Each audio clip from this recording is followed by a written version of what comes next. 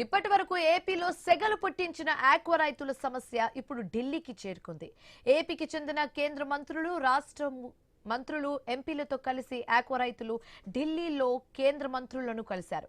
ఢిల్లీలో కేంద్ర వాణిజ్య పరిశ్రమల శాఖ మంత్రి పీయూష్ గోయల్, కేంద్ర మత్స్య పశుసంవర్ధక శాఖ మంత్రి లల్లన్ సింగ్లకు ఆక్వా రైతు ప్రతినిధులు తమ సమస్యలపై వినతి పత్రాలు ఇచ్చారు. మరింత సమాచారం మా ప్రతినిధి భార్గవ్ అందిస్తారు. ఆక్వా రైతుల సమస్యలపై ఢిల్లీలో కూడా చర్చనీయాంశంగా మారింది. ఢిల్లీలో కేంద్ర మంత్రులు కలిసినటువంటి రైతు సంఘాల ప్రతినిధులు ఇప్పుడు మనతో ఉన్నారు. రామబాబు గారు చెప్పండి, ఏంటి అసలు నిన్న ఢిల్లీలో ఎవరెవరిని కలిశారు, ఏం జరిగింది? ఢిల్లీలో మన ఫిషరీస్ మినిస్టర్ గారిని కలవడం జరిగింది. మన కామర్స్ మినిస్టర్ పీయూష్ గోయల్ గారిని కలవడం జరిగింది.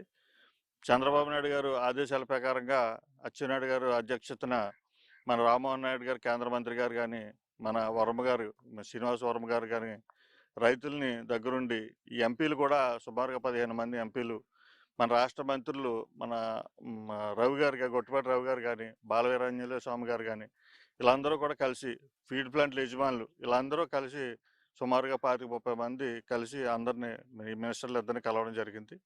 ఈ ఆక్వా మీద నష్టపోయేది ఎలా అన్నది అంతిమంగా రైతే నష్టపోతున్నాడు కాబట్టి రైతుని కాపాడాలనే ఉద్దేశంతో ఇలా మన ఎంపీలందరూ కూడా కలిసికట్టుగా ఒకటే మాట మీద ప్రయత్నం చేయడం జరిగింది.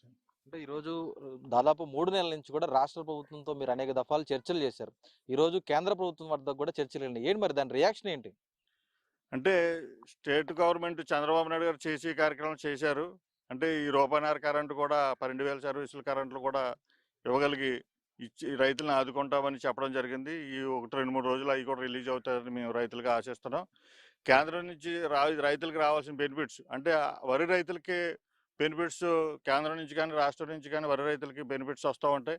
కానీ ఆక్వా రైతుకి ఓన్లీ కరెంటు విషయంలో తప్ప సెంట్రల్ గవర్నమెంట్ నుంచి నయా పైసా అన్నది ఆక్వా రైతుకి ఏ విధమైన లబ్ధి చెందదు. అంటే ప్రాసెసింగ్ ప్లాంట్లు, ఫీల్డ్ ప్లాంట్లు కడితే వాళ్ళకి సబ్సిడీలు ఇచ్చి అవన్నీ కట్టించడం, అది కూడా రైతుకి లాభదాయమే. కానీ రైతుకి నేరుగా అన్నది కేంద్రం నుంచి ₹1 కూడా సబ్సిడీ రావట్లేదు. కాబట్టి దాని మీద ప్రధానంగా దృష్టి పెట్టి చంద్రబాబు నాయుడు గారు కానీ అచ్చెన్నాయుడు గారు కానీ రైతును కూడా ఆ విధంగా కూడా ఆదుకోవాలన్న దాన్ని ముందు చూపుకి వెళ్ళడం జరిగింది. జిఎస్టీ విషయంలో కానీ సబ్సిడీల విషయంలో కానీ మంత్రి గారిని కోరడం జరిగింది. నిర్మలా సీతారామన్ గారు కూడా విషయం చెప్పడం జరుగుతుంది. మొన్న విజయవాడ వచ్చినప్పుడు చెప్పారు. ఇప్పుడు ఇవాళ పార్లమెంట్ సెషన్స్లో ఇవాళ కూడా అపాయింట్మెంట్ తీసుకున్నారు. ఈరోజు కూడా నిర్మలా మేడం గారిని మాట్లాడి రైతులకు న్యాయం చేస్తామని చెప్పడం జరిగింది. దాదాపు 75,000 కోట్ల ఆదాయం కూడా ప్రభుత్వానికి వస్తుంది జీడీపీలో. మరి దాని మీద నిన్న సీఎం చంద్రబాబు ఒక 3 లేఖలను 3 కేంద్ర మంత్రులు కూడా ఈ విషయాలపై, ప్రధానంగా రైతుల విషయాలపై మాట్లాడారు. పార్లమెంట్లో ఎటువంటి నిర్ణయం వస్తుంది అనుకున్నారు? అసలు ఎంతకాలం లేని నిర్ణయం సానుకూలంగా ఇప్పుడు వస్తుందని భావించవచ్చు. అంటే ఈ ఆక్వా మీద ఆంధ్రప్రదేశ్లో ఇప్పుడు వరకు కేంద్రానికి సరైన వాణి వినిపించే పరిస్థితి లేదు. కానీ ఈరోజు చంద్రబాబు నాయుడు గారు అచ్చెన్నాయుడు గారు కానీ కేంద్రానికి ఈ ఆక్వా ఉన్న పరిస్థితులు అర్థమయ్యి, ఈ పరిస్థితులు ఆక్వా కనుమరుగయ్యే పరిస్థితి ఉంది కాబట్టి ఆక్వా పోతే ఆంధ్రప్రదేశ్ డెవలప్మెంట్ ఆగిపోతుంది అన్నది గుర్తించారు. కాబట్టి ఇవాళ దీని మీద బలంగా పోరాటం చంద్రబాబు నాయుడు గారు కానీ అచ్చెన్నాయుడు గారు కానీ చేయడం జరుగుతుంది. దానికి మంత్రులు కానీ, బీజేపీ మంత్రులు కానీ, జనసేన కానీ ఎంపీలు కానీ, తెలుగుదేశం ఎంపీలు కానీ అందరూ కూడా కలిసికట్టుగా ఒకటే తాటి మీద వచ్చి రైతు కోసం పోరాటం చేయడం అన్నది మాకు హర్షం వ్యక్తం చేస్తున్నాం. సుబ్రాజ్ గారు, మీరు చెప్పండి, ఏంటి అసలు ఈరోజు రాష్ట్ర ప్రభుత్వానికి చెందినటువంటి ప్రతినిధులు అందరూ కూడా కలిసి మీరు వెళ్ళారు. మరి కేంద్రం ఎలా రియాక్ట్ అవ్వబోతుంది? అసలు రాష్ట్రంలో ఎన్ని లక్షల మంది ఆక్వా రైతులు ఉన్నారు, వారికి మీద ఎటువంటి ప్రభావం పడుతుంది? ఏదైతే సమస్య తీవ్రతనైతే కనుక కేంద్ర రాష్ట్ర ప్రభుత్వాలకి దృష్టికి అయితే వెళ్ళటంలో మటుకి ఈ మీటింగు సఫలీకృతం అయ్యింది. ఏదైతే మన ఆక్వా రంగంలో ఉన్నటువంటి రైతులు 15 లక్షల మంది అయితే దాదాపుగా దీని మీద 60 లక్షల మంది పరోక్షంగా ఉపాధి చెందుతున్నారు. కాబట్టి అది మరొకసారి ఈ విధంగా తీసుకెళ్ళి ఏదైతే కేంద్ర రాష్ట్ర ప్రభుత్వాలు 70,000 కోట్ల నుంచి 1,00,000 కోట్ల దిశగా ఈ ఆక్వా ఉత్పత్తులను పెంచాలని చూస్తున్నాయో, దీనికి చేయాలి అంటే కనుక కనీసం ముందు ఆక్వా రైతు పంట పండించడానికి సుముఖంగా ఉండాలంటే ఖచ్చితంగా ఈ ఫిష్ మీలు, అలాగే ఎక్స్పోర్ట్లో కోటా విధించడం, సోయాబీన్ని ప్రస్తుతానికి కొంతకాలమైనా ఇంపోర్ట్ చేసుకునేటట్టయితే ఇటు మేత ధర తగ్గించి, అలాగే ఎక్స్పోర్ట్లో ఏ విధంగా అయితే రొయ్య ధరని ఒక ట్రంప్ ట్యాక్సులు బూచి నుంచి ఎలాగ బయటికి తీసుకెళ్ళిన ఈ విధానం గనక ఖచ్చితంగా కేంద్ర రాష్ట్ర ప్రభుత్వాలు ఆ దిశగా ఆలోచిస్తున్నాయి కాబట్టి అది ఖచ్చితంగా మరొక్కసారి చర్చల ద్వారా ఇది మాకు మంచి సానుకూల ఫలితం వస్తుందని చెప్పి ఆశాభావం అయితే మాకుంది. అంటే ఎకరానికి అసలు ఎంత పెట్టుబడి అవుతుంది రొయ్య చెరువు సాగు చేయాలంటే? మీకు ఎంత దిగుబడి వస్తుంది ఈ రోజు? దాదాపుగా సుమారుగా ఎకరానికి ఎంత పట్టుబడి అంటే ముందు వైరస్ లేకపోతే ఈహెచ్పి లాంటి లేకపోతే వైట్ గట్ లాంటి సమస్యలను అధిగమించడం రైతుకి ఒక ఇది అవుతుంది. వేసిన 20-25 రోజుల్లోనే నష్టపోతే కనుక అది పెట్టుబడి తక్కువైనా కానీ ఒక్క రూపాయి కూడా వెనక్కి రాని పరిస్థితిలో మేము ఉన్నాం.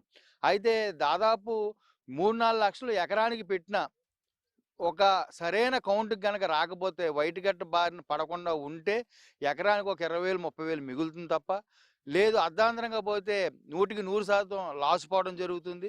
అలా కాకుండా వైట్ గట్ట విధానం వచ్చిన వైట్ గట్ట తగిలినప్పుడు కూడా నంబర్లు గనక అరాయించేసి అప్పుడు కూడా తెలియకుండా నష్టపోవడం అన్నది ప్రస్తుతం రైతుని బాగా పట్టి పీడిస్తుంది. ఈ రైతుల సమస్యలు పెద్ద ఎత్తున కూడా జరుగుతున్నాయి. ఓవైపు బీజేపీ నుంచి సోమవీర్రాజు స్పందించారు. ఆ తర్వాత వైసీపీ నుంచి జగన్మోహన్ రెడ్డి కూడా స్పందించారు. ఏంటి మరి ఇది ఒక రాజకీయ చర్చగా తెరలేపింది. ఇప్పుడు మీరు కేంద్రం వద్ద కూడా వెళ్ళారు.